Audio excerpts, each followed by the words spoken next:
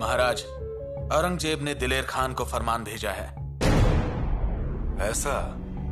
जी हाँ, आप दक्षिण जाने वाले हैं, इस खबर से उत्तर पूरी तरह से जाग चुका है। औरंगजेब शातिर है, वो हमारी राजनीति से परिचित है।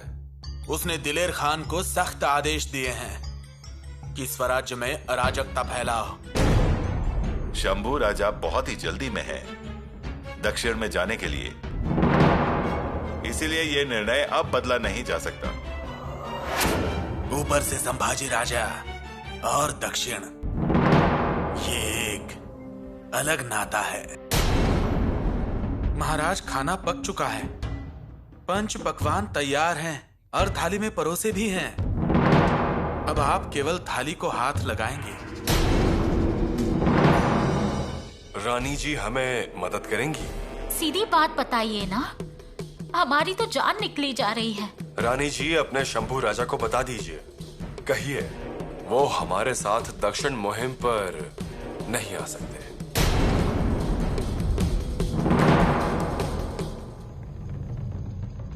महाराज, ये घाव राजकुमार शंभू के मन को लगेगा। हमारी विनती सुनिए। हमारा निर्णय पक्का है। महाराज, ये निर्णय बदल दीजिए। निर्णय नहीं बदलेगा। ये निर्णय हमने स्वराज्य के हित के लिए और खुद के परिवार के हित के लिए और शंभू राजा के हित के लिए लिया है। वो पीछे रहें, यही उचित है। यह कैसा हित हुआ? कल फौज रवाना होगी, हम राजकुमार को घोड़े पर सवार होकर सैनिकों के आगे चलते हुए देखेंगे। ये तो नहीं हो पाएगा और आप ऐसा निर्णय ले रहे हैं। लेना पड़ा। और रानी जी, आपको क्या लगता है, हमने बहुत खुशी से निर्णय लिया है? दिल पर पत्थर रख कर लिया है। महाराज, मुझे आपका राजकरण समझ नहीं आता, पर राजकुमार की ख्वाहिशें हर बार इस तरह नजरअंदाज की जाती हैं। ये गलत बात है। उन्होंने बहुत तैयारी की है, वे कितने खुश हैं, सबको सूचना दे रहे हैं, और जब उन्हें पता चलेगा कि उनका मुहिम पर जाना रद्द कर दिया गया है तो कैसा लगेगा उन्हें? वो कैसे स्वीकार करेंगे? महाराज, पुतला रानी जी, समझा कर बताया तो क्या सुनेंगे? हर बार उन्हें ही समझना चाहिए। कल परसों बंटवारे पर इतना हंगामा हुआ, सब इतने चिंतित थे, पर सबसे ज्यादा समझदार कौन था? राजकुमार शंभू। और अब भी उन्हें ही समझना होगा, है ना? जिस प्रकार से हमने ये निर्णय अचानक बदला है, उसका मतलब कुछ तो अच्छा है। वो कम उम्र में ही मिर्जा राजा से पार हुए। आगरा में उनका सामना औरंगजेब से हुआ, और अब मुहिम पर जाकर जब वो अपना तलवार कौशल दिखा सकते हैं, आप उन्हें नहीं ले जाएंगे? रानी जी, क्या भाग्य है। राजकुमार शंभू पर ऐसी अवकृपा क्यों रहती है, वो माँ भवानी ही जाने। दुर्भाग्य कृपा ऐसा कुछ नहीं है, आप ऐसा बिल्कुल मत सोचिए। रानी जी, बस हमारा इतना काम कीजिए, ये बात उन्हें जाकर शांति से कहिए। माफ कीजिए महाराज, पर पुत्र के सपने को ऐसे चकनाचूर करने वाला निर्णय मैं तो नहीं बता सकती उन्हें। आपका निर्णय है तो आप ही बताइए। हम उन्हें नहीं बता पाएंगे। क्यों? समझिए रानी जी, अगर हम बताएंगे तो वो कुछ और ही अर्थ निकालेंगे, मेरी बात उल्टी हो जाएगी। हम भी नहीं कह पाएंगे। चलते हैं हम।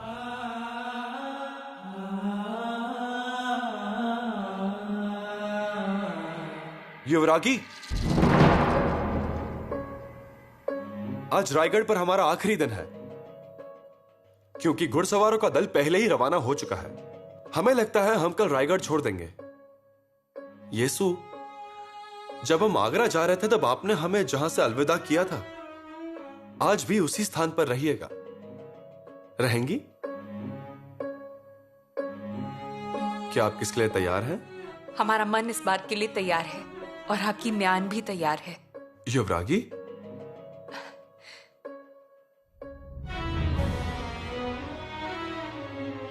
देखिए,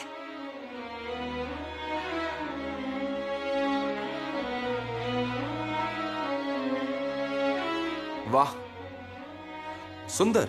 पसंद आई आपको? युवराज, हमारी सौतन का घर हमने खुद बनाया है। युवरागी, हमें लगा नहीं कि आप ऐसा तोहफा देंगी हमें। दुश्मनों को डरा देने वाली और उनका खून बहाने वाली जिस तलवार को आप लेकर चलते हैं वो ठीक रहनी चाहिए, सुरक्षित रहनी चाहिए और उसे कभी किसी तरह का नुकसान ना हो, इसीलिए ये म्यान। युवरागी, युवराज, ये म्यान आपकी तलवार की रक्षा करेगी, ये उसे सम्मान और सुरक्षा देगी।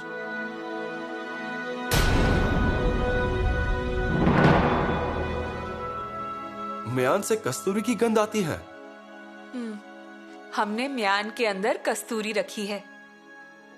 सुंदर। युवराज, इस कस्तूरी की सुगंध की तरह आपके पराक्रम के चर्चे भी दक्षिण के हर भाग में फैल जाएंगे और ये म्यान आपकी चमकती धार वाली तलवार को खुद में लपेट लेगी। ये एक महान उपहार है। तलवार की म्यान एक योद्धा के लिए नियंत्रण है। ये म्यान हमारे लिए संयम की निशानी होगी। हम युद्ध के मैदान पर नियंत्रण में रहेंगे, मूर्खता बिल्कुल नहीं करेंगे, मर्यादा में रहेंगे, लेकिन इस म्यान की तरफ देख देख कर। युवरागी, हम आपको क्या तोहफा दें? हमें? युवराज, हमें कुछ नहीं चाहिए। ये म्यान आपको पसंद आ गई, यही सब कुछ है हमारे लिए। हम आपके इस म्यान का ख्याल रखेंगे। ये म्यान हमारे तलवार का ख्याल रखेंगी और हमारी तलवार स्वराज्य के हित की। युवराज, यीशु, हम आपको अपने बारे में खबर भेजते रहेंगे। अब हमें दक्षिण के अलावा और कुछ नहीं दिख रहा। हम शत्रुओं को नीचे लाएंगे, हुसैन मियां को हरा दूंगा और कुतुब शाह को दोस्त बना दूंगा। युवराज, अभी आप रायगढ़ में हैं या दक्षिण में पहुंच गए? हम मन ही मन वहां पहुंच चुके हैं। पूरे दक्षिण को हमने अधीन में ले लिया है। दुश्मनों का सर धड़ से कलम कर दिया है और उनके खून से लगी हुई इस तलवार को कावेरी नदी के नीले पानी में हम धो रहे हैं। और जब धोकर हो जाएगा तो ये चमकती हुई तलवार आपने दिए हुए इस म्यान में बड़े सम्मान से हम रख देंगे।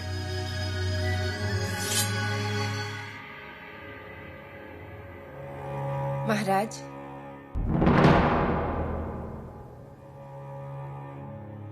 मुहिम के दौरान 1.5 या 2 साल आप किले पर नहीं रहेंगे। उस समय के दौरान हमारे राजा राम राजा के तालीम और शिक्षा के लिए हम एक उस्ताद की नियुक्ति करना चाहते हैं। अगर आप उन्हें मिल लेंगे तो आप उन्हें चिट्ठी भेज दीजिए। चिट्ठी? महाराज, आपका ध्यान नहीं है लगता है। नहीं, ऐसी बात नहीं है। महाराज, इतने बरस हो गए, आपके नजरों से, आपके हलचल से कुछ बातें हमें भी समझ आती हैं। मुहिम के बारे में कुछ नहीं नहीं, ऐसा कुछ नहीं है। तो फिर कोई घटना घटी है क्या? नहीं। हमें बताने जैसा नहीं है क्या? हमें एक बात में आपकी राय चाहिए। अवश्य, हमारे ताकत के हिसाब से कहने की कोशिश करेंगे। किसी व्यक्ति को उसे अप्रिय बात कहनी हो और वो बात बताते हुए उसे बुरा ना लगे तो क्या करना चाहिए? किसे कहनी चाहिए ये बात? उन्हें उनके अत्यंत प्रिय व्यक्ति के द्वारा ही ये बात बताना चाहिए। क्या हुआ है, बताइए हमें। रानी जी, हम आपको सब विस्तार में बताएंगे। सिर्फ अभी हमारा एक काम करिए। बहुरानी को कहिए हमने तुरंत बुलाया है। हमने याद किया है उन्हें। जैसी आपकी आज्ञा।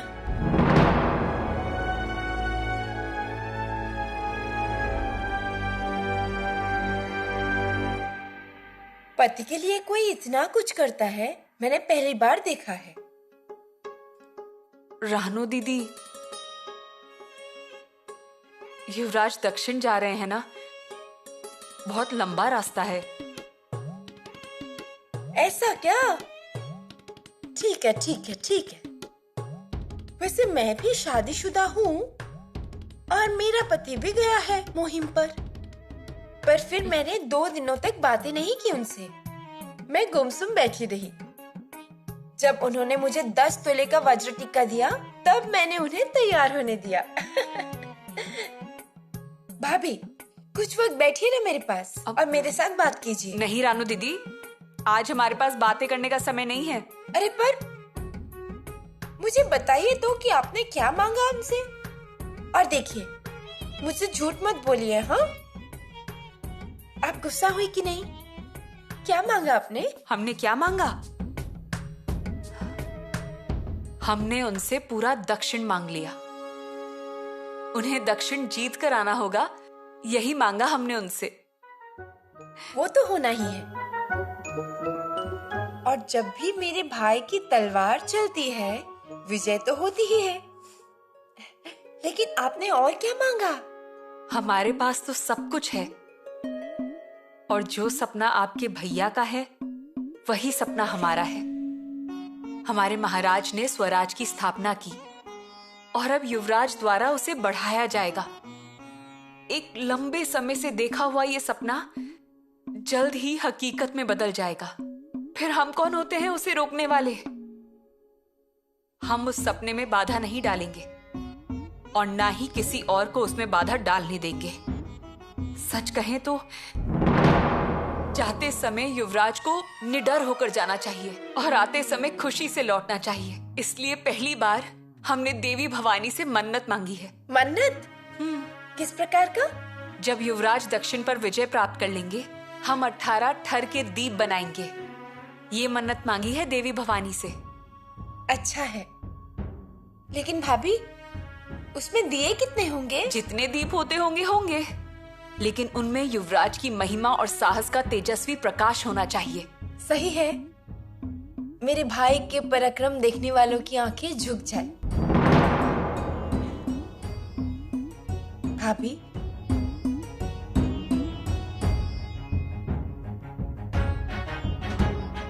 आप वास्तव में उनकी पत्नी बनने लायक हैं। युवरागी, महाराज ने आपको बुलाया है। हम आते हैं।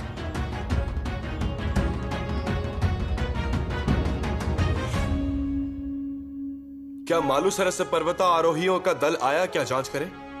जी युवराज, पथक पहुंच गया है और 4 गो भी ले ली हैं। हमें कम से कम 2000 मशाल वाहक चाहिए। सुनिश्चित करें उनकी सामग्री सभी पहुंच गई क्या? देखिए, सब पहुंच गया है युवराज। और खाना पकाने के लिए 2 से 4 कुशल लोगों की जरूरत होगी। आ चुके हैं। बैलों की पीठ पर तेल के कुंड तैयार रखिए और ये सब प्रबंधक को बताइए। ये साधारण बात लग रही होगी, लेकिन उपलब्ध नहीं हुई तो बहुत मुश्किल हो सकती है। वाह शंभू राजा, वाह! ये तो बहुत अद्भुत है। क्या उत्साह, क्या तैयारी, क्या तड़प! मैं इसे देखकर और सुनकर बहुत प्रसन्न हुआ। मामा जी, लेकिन इस तरह की तैयारी नहीं कि हम लोग तो उठ गए और निकल गए, मुझे जो भी मिलेगा उसे हरा देंगे। लेकिन नियोजन इस तरह का हो, आपको दिल्ली को हासिल करने में समय नहीं लगेगा। मामा जी, भविष्य में इसी तरह से युद्ध करना है। शंभू राजा, आपकी गति और उत्साह ने हमारे अंदर रणभूमि की धुन बजा दी है। हम युद्ध चाहते हैं। जवान युवक के खून की तरह मेरे अंदर जोश भर गया है। बेशक आप करेंगे। इसके अलावा आप अभी बूढ़े नहीं हुए हैं मामा जी। मुझे चिढ़ाओ, अब मिल के चिढ़ाओ। हम कहाँ चढ़ा रहे हैं आपको? आप ही बताइए, क्या आपने 25 वर्ष के किसी पुरुष को आपकी तलवार से लज्जित नहीं किया? हाँ, ये तो सत्य है। मेरे हाथ में तलवार लेकर मैं यहाँ बता सकता हूँ कि मेरी उम्र कितनी हो गई है। पता है हमें। मामा जी, हमें आपके कंधे से कंधा मिला के बहुत सारी लड़ाइयां लड़नी है। बिजली की तरह दुश्मन के ऊपर गिरने वाली आपकी तलवारबाजी हमें देखनी है, आपका अनुभव देखना है। युवराज, आपका पराक्रम शत्रु की धड़कन तेज कर देती है और भागने के लिए जमीन कम बढ़ जाती है। उस हम्बीर राव को हम मैदान में कड़ा संघर्ष करते हुए देखना चाहते हैं। शंभू राजा, कुछ दिन पहले तक हम्बीर मामा कह के मुझसे लिपट के गले लगने वाला बच्चा आज हमें मुहिम के लिए हमारा मनोबल बढ़ा रहा है। ये देखकर बहुत खुशी हो रही है। पूरे शरीर को शांति मिल गई है। हे प्रभु। मामा जी, अभी तो ये सिर्फ दक्षिण अभियान है, आपका नाम डंका बजा देगा। और मुझे तो बस यही देखना है आपके कारनामों की छाप कितनी है। महाराज से कहो कि वो शीघ्र आदेश दें। आपको कुछ बताना है? पिताश्री, आप हमसे क्या कहना चाहते हैं, हमने उसकी पहले से ही तैयारी कर ली है। आप यही कहना चाहते हैं ना कि हमें बहू की जगह कुल मुख्तियार का कर्तव्य निभाना चाहिए? तो पिताश्री, जब आप दोनों किले पर नहीं होंगे तब हम स्वराज की कुल मुख्तियार होने का हर कर्तव्य निभाएंगे। बढ़िया, आपको ऐसा ही करना चाहिए। लेकिन पिताश्री, आप यहाँ की किसी चीज की बिल्कुल भी चिंता मत कीजिए। आप यही सुनना चाहते थे ना? आप दोनों ही 1.5-2 साल के लिए स्वराज से बाहर रहेंगे। कहीं हम डर ना जाएं, इस बात की चिंता है ना? पर सच में पिताश्री, ऐसा कुछ नहीं होगा। ये सुरानी, हमें इस पर यकीन है। हम प्रतिदिन स्वराज के समाचार भेजने की व्यवस्था करेंगे। कुछ महत्वपूर्ण समाचार और कुछ महत्वपूर्ण निर्णय रहेंगे, तो उन सभी का फैसला भी करेंगे। और मुश्किल हालातों में हम संदेशा भेजकर उसे स्पष्ट भी करेंगे। पिताश्री, आपसे विचार करके ही हम उस बारे में फैसला करेंगे। और वैसे भी कि किले पर नीराजी पंत हैं ही, आप उनकी भी सलाह ले सकती हैं। बेशक। जब आप और आपके पुत्र उत्तर की ओर गए थे, तब रानी मां ने स्वराज पर बहुत ही सख्ती से शासन किया था। हम उनके पास छाया की तरह थे, वो सब याद है हमें, और हम भी वैसा ही करने की कोशिश करेंगे। पिताश्री, आप बिल्कुल निश्चिंत रहिए और बिल्कुल भी चिंता मत कीजिए। हमें आप पर कोई संदेह नहीं है। अब पहली बार हमारी काबिलियत की परीक्षा होगी, हमारी भी और युवराज की भी। सच कहें तो पिताश्री, युवराज ने आपकी स्वीकृति पाने के लिए बहुत मेहनत की है। पहले थोड़े समय तलवार से लड़के ही वे थक जाते थे, लेकिन अब वो कितनी भी देर तलवार से लड़ ले, वो रुकते ही नहीं, वो थकते ही नहीं। जानते हैं उन्होंने अपनी शक्ति बढ़ाने के लिए क्या किया? जल्दी उठना शुरू किया, लिंगाना जाना शुरू किया। वो उस पहाड़ पर 2-3 बार चढ़ते और उतरते हैं। बहुत मेहनती हैं और जुझारू भी हैं। क्या आप जानते हैं कि उन्होंने हमसे क्या कहा? उन्होंने हमसे कहा, युवरागी, हम शरीर से चाहे यहाँ रायगढ़ में हैं, लेकिन हमारे मन में हम कब का दक्षिण पहुंच चुके हैं। आप दोनों हमारे प्यारे और अच्छे बच्चे हो। हम देखते हैं कि आप कितना दौड़ते हैं और काम करते हैं, और आप हमें बहुत प्यार करती हैं, ये भी हमें पता है। हमारे पिताश्री का संकल्प ही हम दोनों का लक्ष्य है। इसीलिए हमने आज आपको यहाँ बुलाया है। जी पिताश्री। आपके ऊपर एक बहुत ही बड़ी जिम्मेदारी डालने वाले हैं हम, और वो आप ही को पूरी करनी है। जरूर पिताश्री। कर्तव्य कठिन है, कोई दिक्कत नहीं, उसे कुशलता से पूरा करें। कौन सी जिम्मेदारी? आप सुनिश्चित करें कि स्वराज्य और आपके पिताश्री और शंभू राजा सभी का ख्याल रखना पड़ेगा। पिताश्री? हाँ, ये आपका कर्तव्य है और आपको इसे करने में सावधानी बरतनी पड़ेगी, क्योंकि ये बहुत नाजुक बात है। भविष्य में गलतफहमी पैदा हो सकती है और आपको ऐसा नहीं होने देना है। एक बेल से फूल तोड़ते समय जैसे आप टहनी को चोट ना पहुंचे इस बात का ख्याल रखते हो, उसी तरह बच्चे को काजल लगाते समय मां का हाथ जिस सफाई से उनकी आंखों पर घूमता है, उसी सफाई से आपको यह जिम्मेदारी निभानी है। हम समझ गए पिताश्री, खतरा तो है, लेकिन आपके लिए हम इस जिम्मेदारी को पूरी तरह से निभाएंगे। हम ये नहीं कह सकते,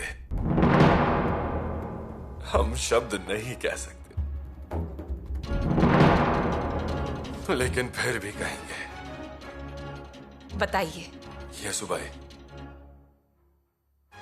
शंभू राजा दक्षिण के अभियान के लिए नहीं जा सकते। पिताश्री, उन्हें यहीं रायगढ़ में रुकना होगा और आपको उन्हें ये बात बतानी होगी। क्या आप उन्हें बता पाएंगी? पिताश्री, क्या आप सच कह रहे हैं? क्या युवराज सच में दक्षिण मुहिम पर नहीं जा? नहीं।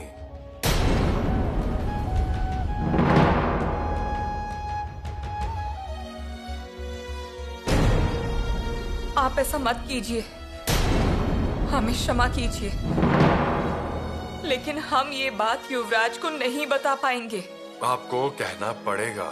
हमारी हिम्मत ही नहीं होगी। हमारा स्वराज्य इस हिम्मत पर ही तो खड़ा है। पिताश्री, कृपया हमारी बात सुनिए। युवराज को बहुत बड़ा धक्का लगेगा, वो ये सहन नहीं कर पाएंगे। उनकी आशा आकांक्षा चूर चूर हो जाएंगी। क्या आप अपने पति की आशा और आकांक्षा के बारे में सोचती रहेंगी, या फिर छत्रपति की विनती का अपमान करेंगी? कुल मुख्तियार येसुबाई।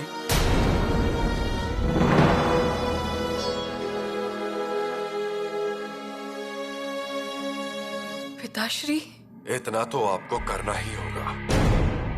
यह निर्णय बहुत समझदारी से युवराज को बताना होगा। उनके मन की तैयारी करने के लिए हमारी मदद करनी पड़ेगी, तभी वो इस बात को स्वीकार कर पाएंगे।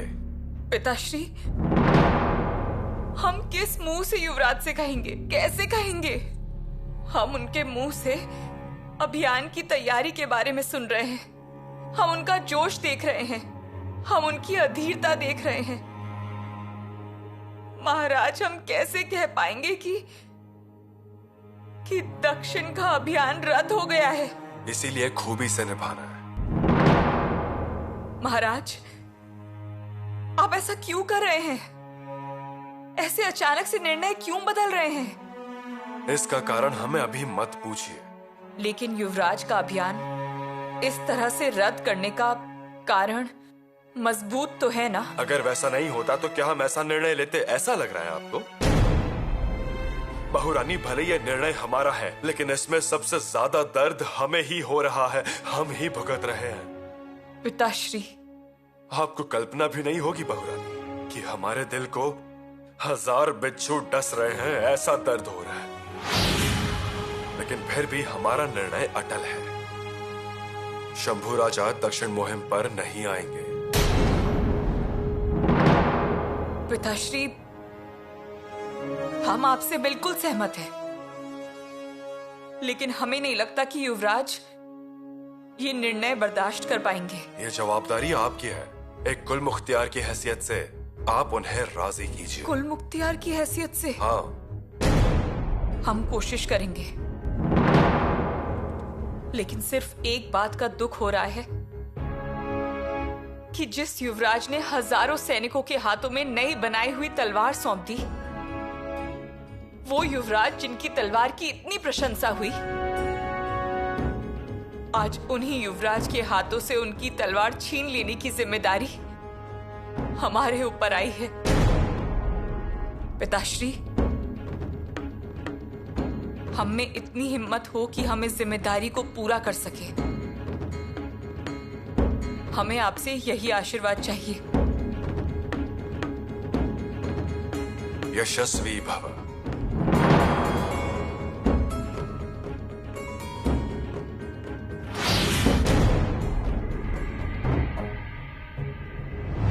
हमारा मन किला उतर के दक्षिण की ओर कब का दौड़ने लगा है।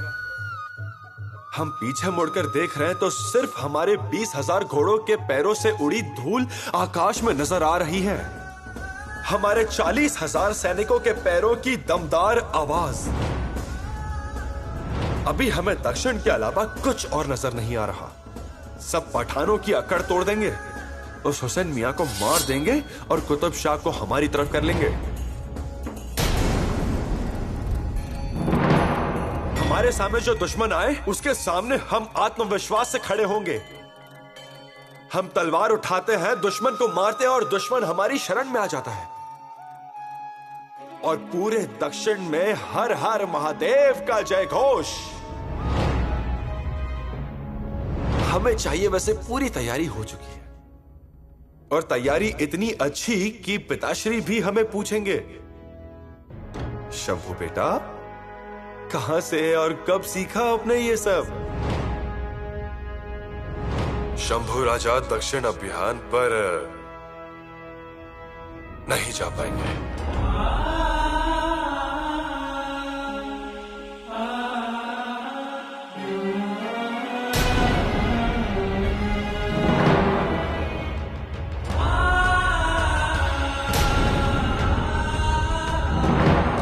महाराज, सर्जेराव जेधे आए हैं, बाहर रुके हैं। सर्जेराव आए? अंदर भेजिए। जी।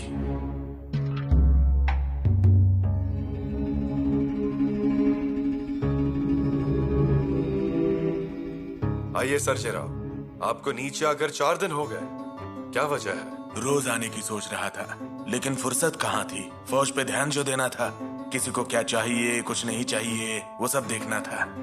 वो सब देख के और 2 काम लेकर आया हूँ। कहिए, क्या काम है? महाराज, मेरा बेटा बहुत उतावला हो रहा है। कौन? नागोजी? जी, नागोजी ही। वो कह रहा है मैं भी दक्षिण के मुहिम में जाऊंगा।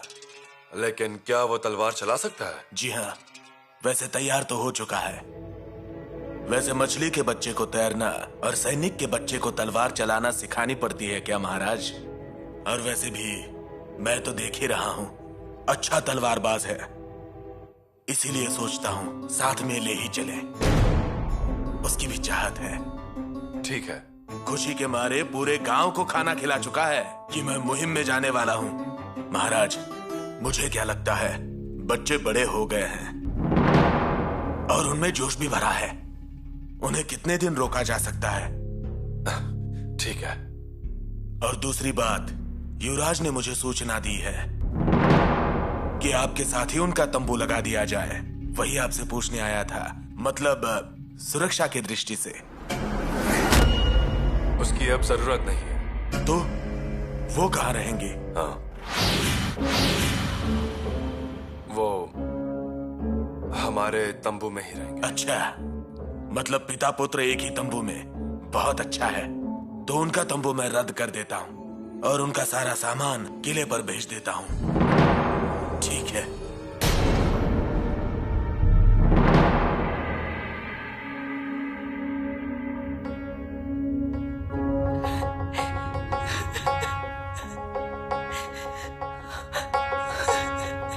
भाभी, क्या हुआ?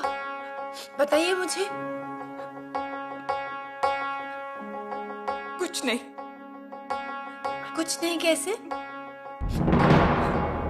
आप कुछ कह रही हैं और आपके आंसू कुछ और। कोई तालमेल ही नहीं है। रानो दीदी, अरे, आपकी आंखों में आंसू क्यों? क्या हुआ है? युवराज को दक्षिण अभियान के लिए नहीं लेकर जाएंगे। ये किस तरह का मजाक हुआ? नहीं, हमारा रिश्ता है मजाक मस्ती का, पर फिर कुछ भी क्या? हम सच कह रहे हैं। युवराज का दक्षिण अभियान में जाना रद्द किया गया है।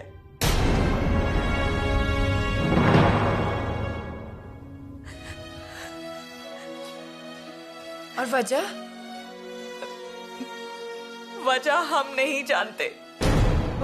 मतलब आपको किसने कहा? अच्छा रहने दीजिए, हम पिताजी से खुद पूछ लेंगे।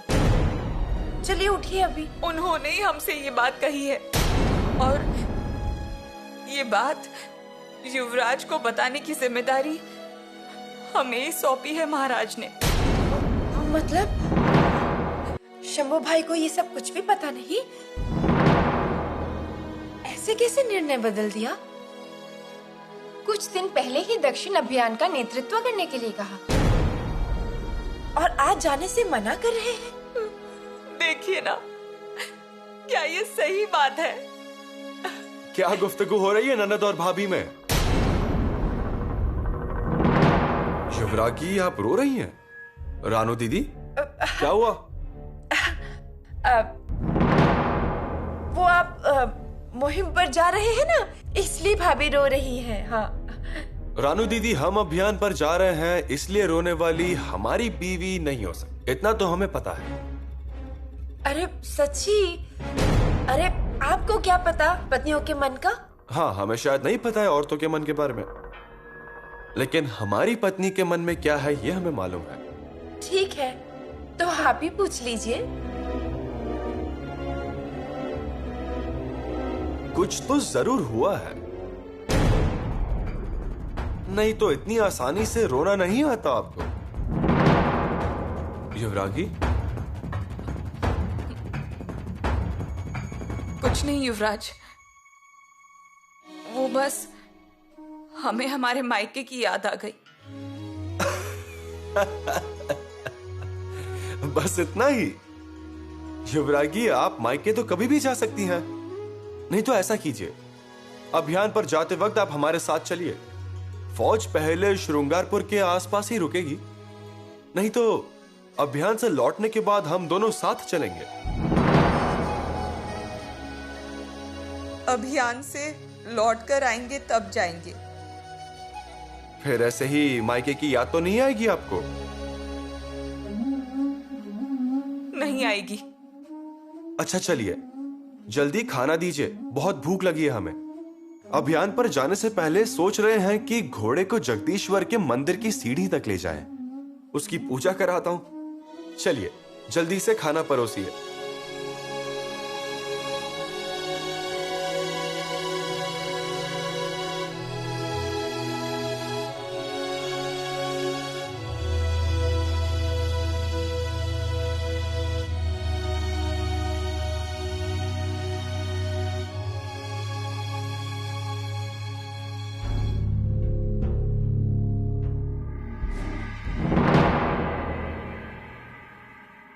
आइए रानू भाई, आप आने वाली हैं ये हमें पहले ही पता था। कहिए।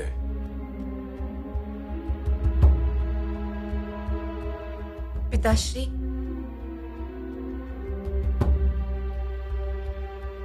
क्या बोलूं, कुछ समझ में नहीं आ रहा।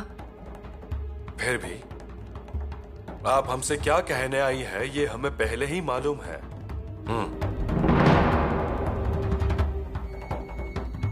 माफ कीजिएगा पिताश्री, आपके निर्णय में दखलंदाजी करना मतलब गलत ही है, लेकिन फिर भी आपसे विनती है कि आप हमारे शंभू भाई को मुहिम पर लेकर जाइए। रानू भाई,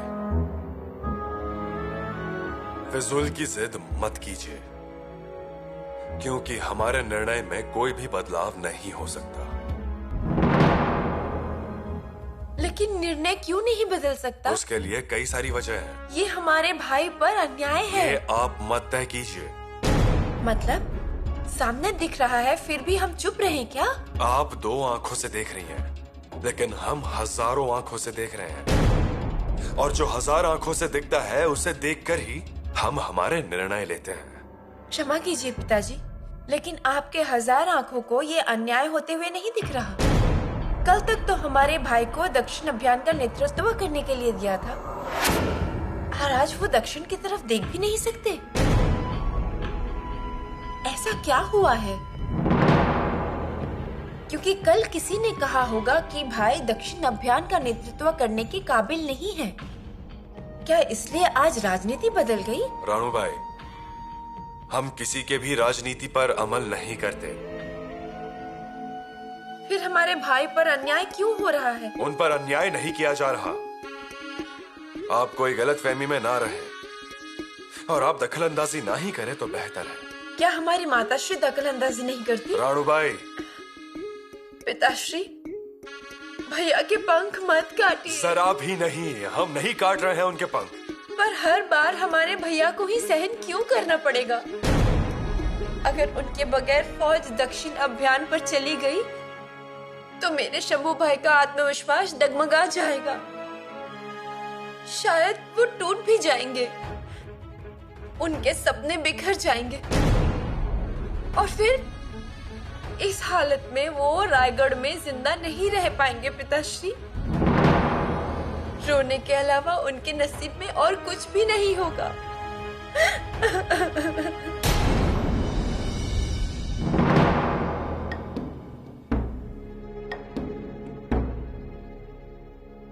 रानू, पिताश्री, जो राम राज्य में हुआ वही शिव राज्य में भी होगा क्या? छोटी मुंह और बड़ी बात कर रहे हैं। छत्रपति होने के नाते आप सही होंगे, लेकिन पिता होने के नाते कहीं गलती तो नहीं कर रहे, इस पर विचार कीजिए। रानू, पिताश्री, भाई का हमेशा साथ दूंगी ये शपथ मैंने आपके सामने ली थी और अपने सुखों को त्याग कर दूंगी ऐसा आपके समक्ष कहा था। और अगर कभी भैया पर अन्याय होगा तो हम उनके लिए लड़ेंगे ऐसा सोचा था। लेकिन पिताश्री, मुझे ये बिल्कुल भी पता नहीं था कि मुझे आपसे लड़ना होगा। हमें नहीं पता था। क्या तुम्हें रोना आ रहा है? हमें तो बहुत रोना आ रहा है।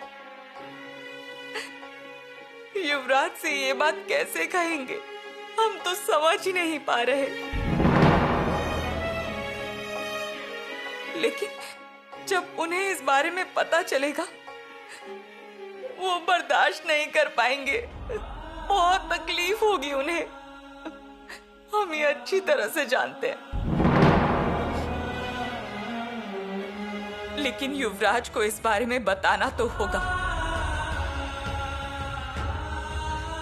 हमें समझ नहीं आ रहा कि ये जिम्मेदारी हमें क्यों मिली। सोचा था कि हम तो उनकी आरती करेंगे, उनकी नजर उतारेंगे और अभियान पर जाते हुए देखेंगे।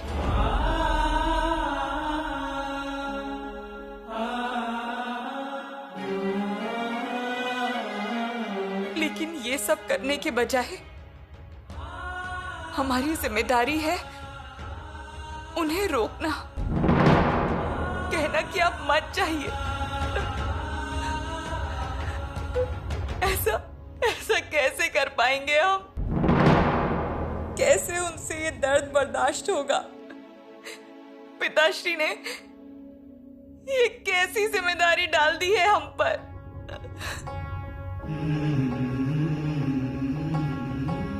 आज युवराज ने हमसे कहा, दक्षिण अभियान के लिए हमें ऐसे अलविदा कहिए जैसे आपने हमें आगरा जाते वक्त कहा था। शंभू राजा आते हैं।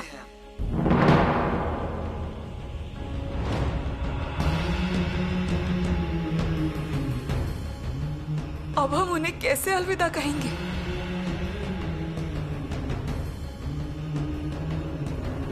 पिताश्री ने कहा था कि जैसे फूल तोड़ते वक्त टहनी को दर्द ना हो, हमें इस तरह से ये बात कहनी है। लेकिन हम युवराज से ये कैसे कहेंगे? अगर उनसे कहा कि मत जाइए तो वो कितने नाराज होंगे, कितनी तकलीफ होगी उन्हें। और हर जगह बदनामी होगी, वो अलग। पिताश्री के साथ अभियान पर जाने का मौका मिल रहा है, कितने खुश थे इस बात से वो। अब हम क्या करेंगे? कैसे कहेंगे युवराज से?